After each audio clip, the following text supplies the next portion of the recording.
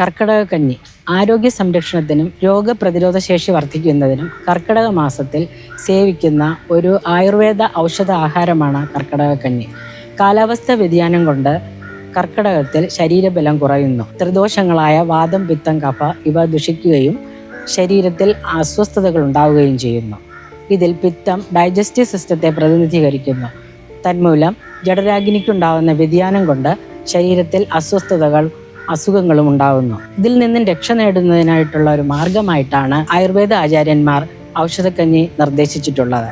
തയ്യാറാക്കുന്ന വിധം: ഞവരയരിയും കുറുന്തോട്ടി, തഴുതാമ, ചെറുപുന്നയരി, വിഴാലരി, ചുക്ക്, ജീരകം, അയമോദകം, ആശാളി, ഉലുവ തുടങ്ങിയ ഔഷധങ്ങൾ പൊടിച്ചുണ്ടാക്കുന്ന ഔഷധക്കൂട്ടും ചേർത്ത് കഞ്ഞി തയ്യാറാക്കുക.